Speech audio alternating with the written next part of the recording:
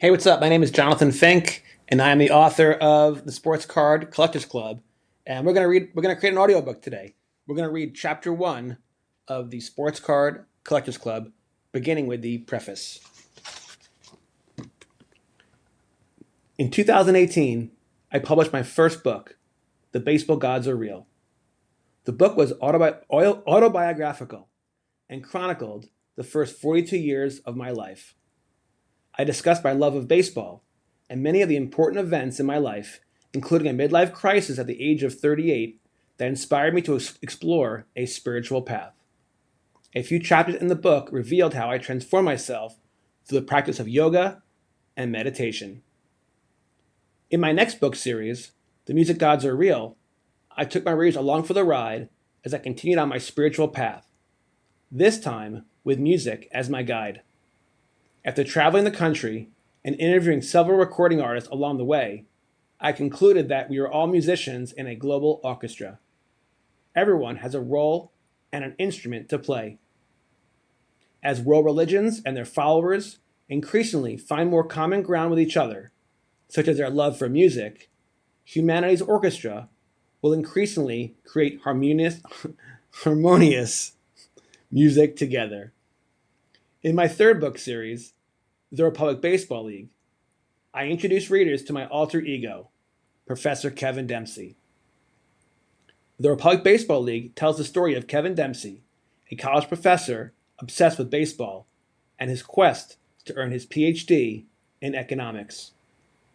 With inspiration from those who went before him, he used his research and the support of students, family, and friends to create the Republic Baseball League.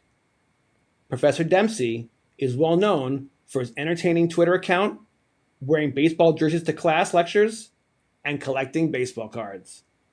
Truth be told, it was Professor Kevin Dempsey that inspired the writing of this book, The Sports Card Collectors Club. Introduction. In this book, I pay homage to my favorite pastime, collecting baseball cards. After giving up the hobby during the junk wax era in the late 1980s, I returned more than 3 decades later to one of my favorite childhood activities. As I traversed and embraced the profit-driven, modern-day hobby, I rekindled my passion for collecting sports cards. If you enjoy collecting baseball, football, basketball, ice hockey, soccer, or even tennis sports cards, this book was written for you.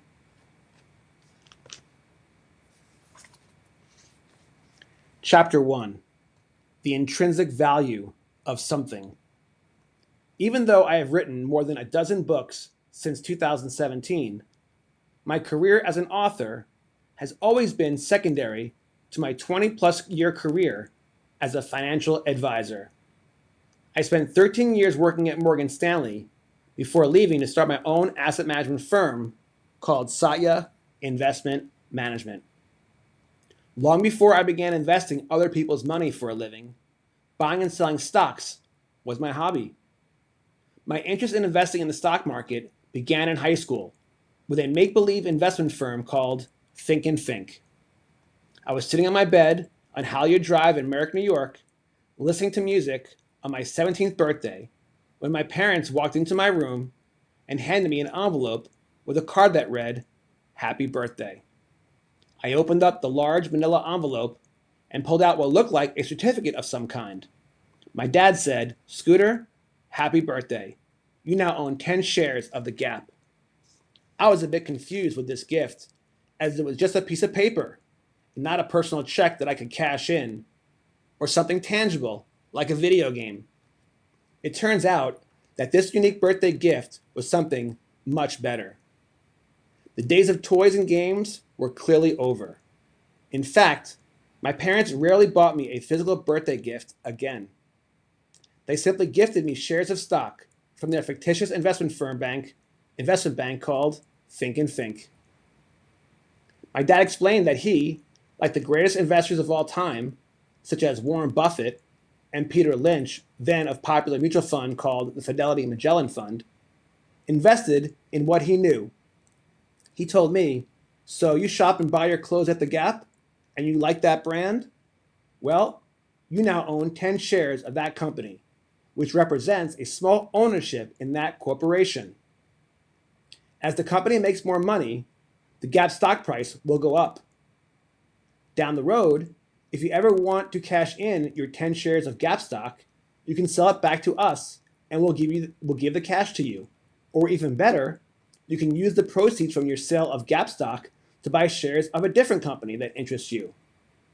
My dad explained how to look up the price of all the stocks listed on the New York Stock Exchange in the Wall Street Journal and suggested that I keep track of the Gap share price every day. Over the years, my parents gifted me shares of stock from many different types of companies, such as Intel, IBM, and Cisco Systems. I read the Wall Street Journal every day, first to look up the stock prices, but then I found myself reading other articles and having lots of questions for my dad. My dad may have been an attorney and an accountant by trade, but he understood the capital markets very well. These days, when my son asks me a question and I don't know the answer, I just Google it. My dad always knew the answers. Even to this day, my father can rip off baseball statistics from memory, including pitchers' earned run average numbers from specific seasons in the 1950s. My dad took mentoring me seriously. When I was in college, he regularly mailed me stacks of articles to read. The articles had questions on the edges of the pages, and there would be certain things underlined and other passages highlighted in yellow. At the end of the page, it always read, "Hi, Scooter. Let's discuss. I love you, Dad." So, while I very much enjoyed my years in the music industry, the seeds of my career in investment management were planted long ago.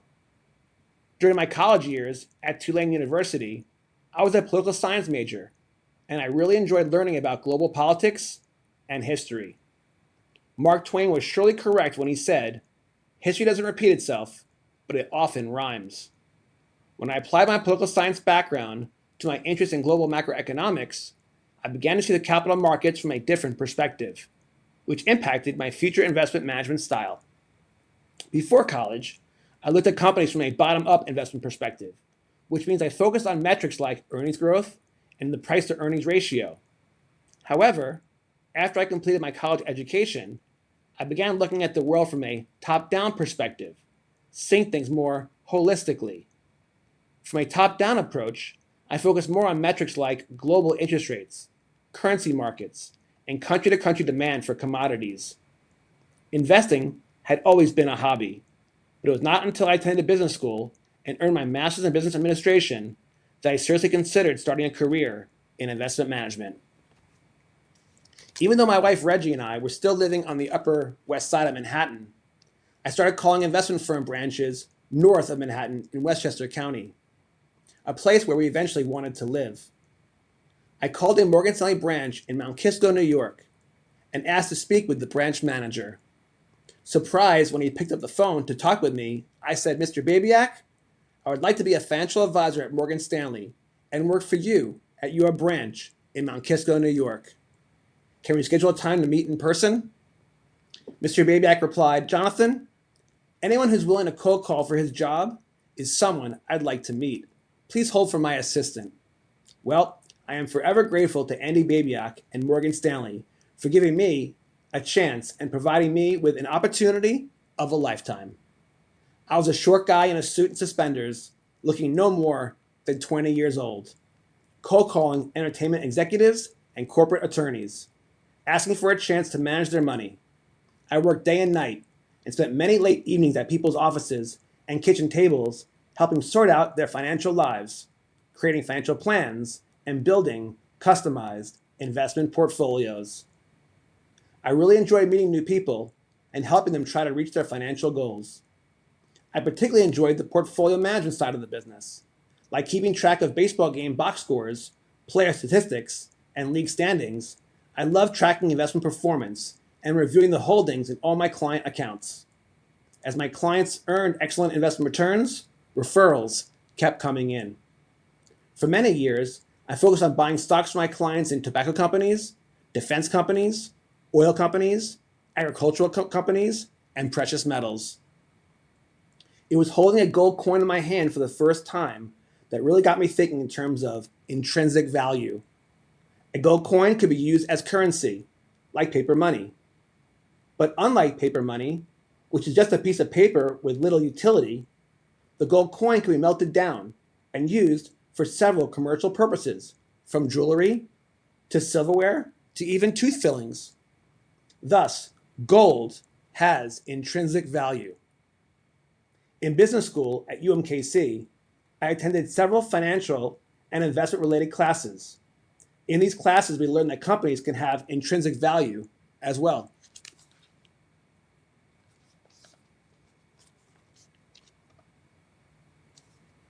In business school, we studied that the current stock price of a company's shares trading in the market is not always a good reflection of the company's intrinsic value.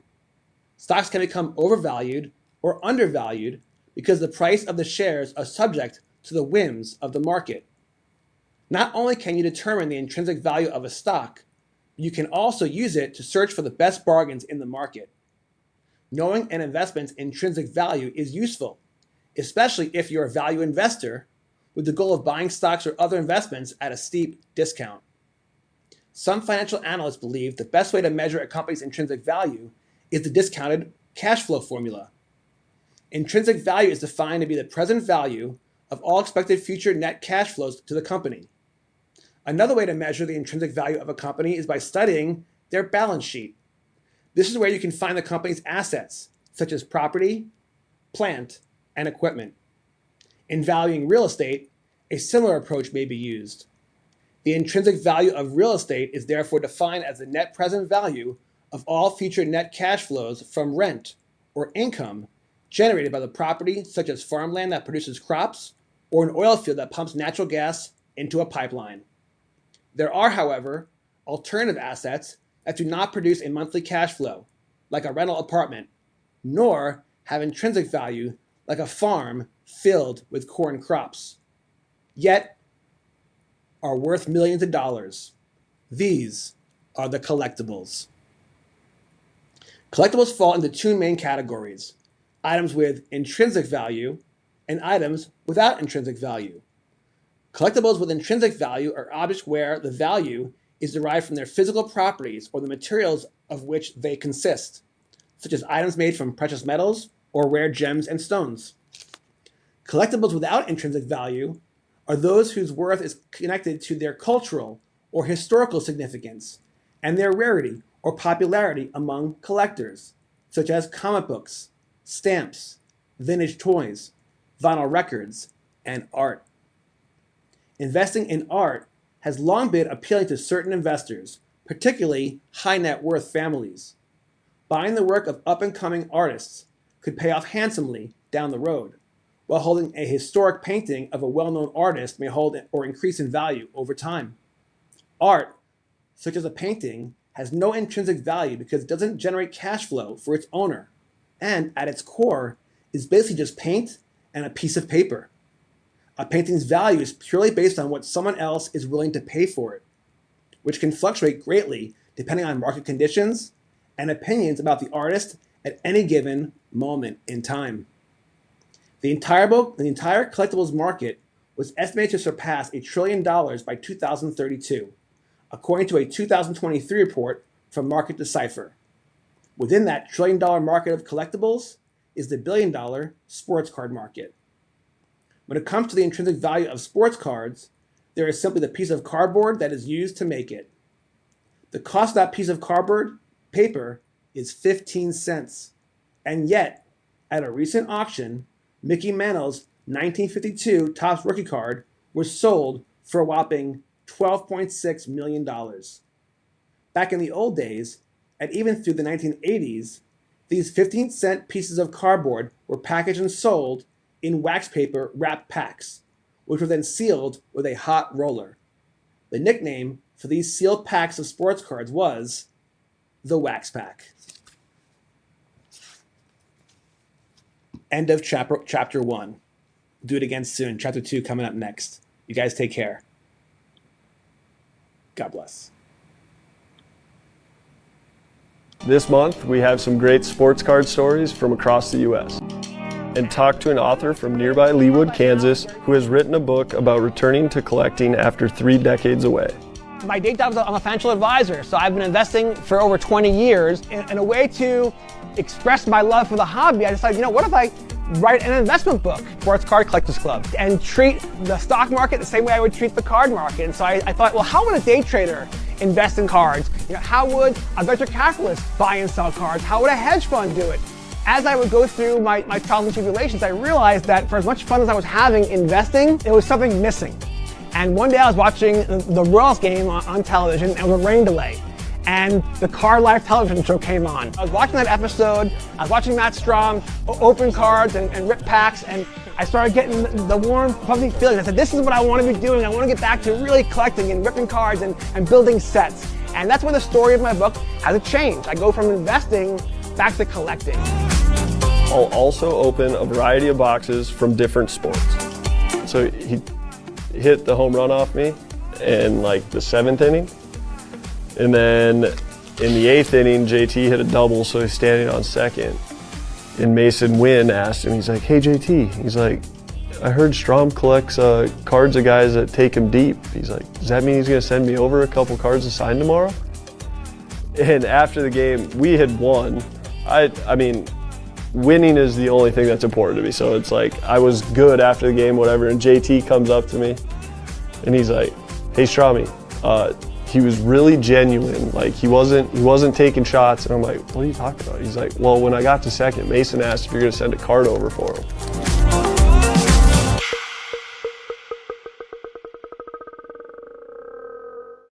I'm just looking around my basement here, just walls covered with concert posters and toys, and just like, I have no intention of selling these things. I collect because I want to show off the things I love and do it in fun ways. And it just never crossed my mind that, hey, I'm going to go buy this thing just so I can resell it. Like that to me isn't a pure collector mentality. And obviously things change and times change. And,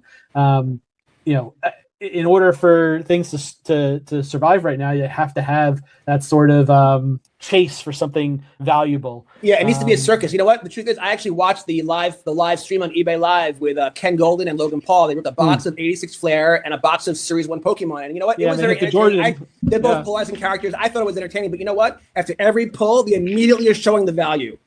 And and it begs the question, are we creating, not we, is the industry creating a gambling culture which has a real downside? It already has. Right. Not created. It's here.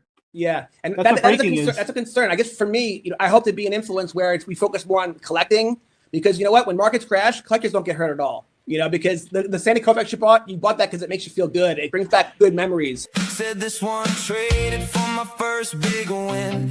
Jonathan Fink on the line tonight. You have created community, so let's talk about that. I went to Rip Night at your shop. Let's rip it on the pack. And I went to your Rip Night 2 years ago, and it was one of the best. I wrote about it in volume 1. It was one of the best times I've ever had. You guys had this giant scoreboard where you had the chase cards, and everyone can buy whatever product you wanted, like buy 3, get 1 free, whatever product, whatever it was. You then, if you pull a Bronny James, you then get another blaster. Or I pulled a Reed Shepherd auto, and then I got a free T-shirt. And I sat around the table with strangers and had the best time ever. So let's talk about how important community is, and what you guys do is provide an anchor for community in our town. How important that is. Yeah, definitely. Like you said, one of our taglines, we say we'll make an offer on anything, but like you said, I mean, we got to pay what it's worth. And so if it's junk wax, it's going to be junk wax prices, which unfortunately, a lot of people end up thinking that their 87 Topps Barry Bonds is going to be a couple $100 or it's worth nothing, people.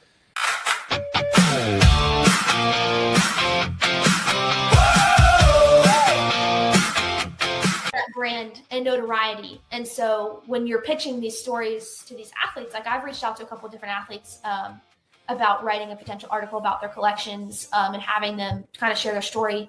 And it's like, yes, like I write for collectibles on SI, which is under the Sports Illustrated umbrella. It does carry weight. Like it does, people recognize that brand. It is important. And so I'm super grateful that I've been given the opportunity to write for that staff.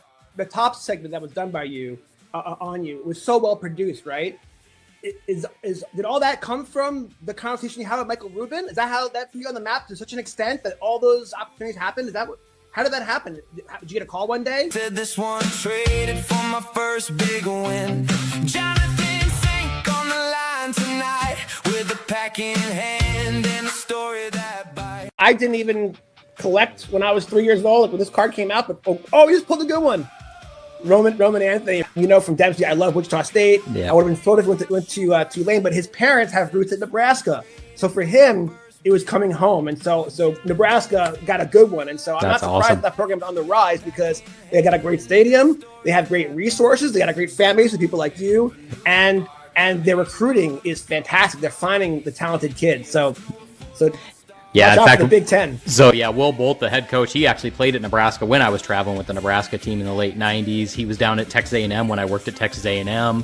Rob Childress is the pitching coach, and I was on the hiring committee that hired him away from Nebraska to come down at Texas A&M, and they're thrilled that he's back here in Nebraska. He's a genius. The number of players in pro ball right now that went through Rob Childress, so he'll be under good guidance when he gets up here to Nebraska. They're good people. One kid found a mantle in the rain. One old friend came back with the same old chain. Talk to me about the reaction of the players, the other players, when they see this bat putter. Are they flipping out? They freak out when they see it? And they see it and they're like, they just stop. Yeah, let's go. Yeah. So the reason why I asked that question is because I had that experience literally yesterday. So when I first got the bat putter, I think I bought it 6 months ago, and it's customized for the Republic Baseball League, which is so cool. And now that I realize, now that I love it so much, and I got to use it yesterday, I'm like, I got to start buying them for different people. Like anyone's a guest on my show, they're gonna get a bat putter, okay? Yeah. But the point is, I had never used it because I thought it was too sacred to me. I keep it in my office like a sacred shrine. It means so much to me. But then I was like, after watching all these videos and stuff like that, I'm like, you know what? There's this indoor amazing place in Kansas City called Tap-Ins. Okay, they have an outdoor putt, but also indoor. And depending on the weather, the whole thing, it's an amazing atrium, and it's become a successful business. Yeah. And I was like, you know what? That's a perfect. It was a hot day. I'm like, it's a perfect thing to do. So my buddy Paul Greenwood, who I featured in my first book, we went and played around.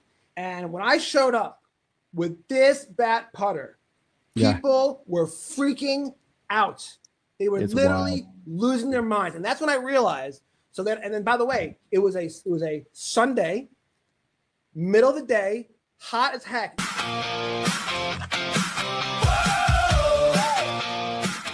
I want to see how it gets made, but you probably do actually. I want to see if there's quality control testers there. But attention! If anyone at the Tops is watching, Grip and Rip we want to get invited to a tour at a factory. The two of us. I told them I would work for free. Right. I would work absolutely free. I want to see how their stuff's made. Yeah, I'm curious. But like collation is like I'm sure there's a bunch of engineers that sit around and design them. Got some breaking news for you. Yeah? Slab just texted me. No way. What do you say? Looks like this is the first year to hear it. Who is that? Right. Let me see here. Breaking news. Grip and Rip, breaking news. Oh, U.S. agent. Okay, so I just got told that the finest mega boxes are going to be really, really, really good. Oh, interesting. 1.6 numbered cards a box. So you're guaranteed one numbered card with a 60% chance to pull a second numbered card. Wow, and interesting. Autos are 1 in 3. Whoa. So do you think that Topps decided to go big because this is their first year with Topps Finest in retail? I'm going to say yes. Yes. Right? Because I do think so. You usually get so upset with the delayed numbers, they're delaying them. Or maybe, by the way, I don't know if it's a conspiracy that the odds are coming out later. I just think that maybe they're just not as efficient as they used to be. You might have watched this game back I'm sure I did. Currently, it's Derek Coleman. Yeah, he was on my fantasy team for sure.